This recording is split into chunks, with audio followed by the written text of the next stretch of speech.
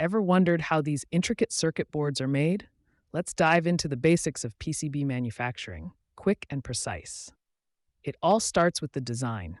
Engineers meticulously plan the layout, ensuring every trace and component is perfectly placed for optimal performance. Next, the design is transferred onto a copper-clad board using photolithography. The board is then etched, leaving behind the copper pathways that connect all the components. Holes, or vias, are drilled to connect different layers of the PCB. These vias are plated with copper, ensuring strong electrical connections across layers.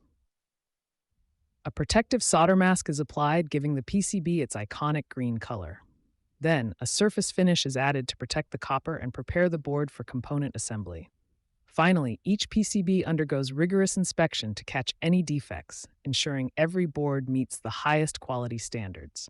And that's how a PCB goes from design to reality, powering the tech you use every day.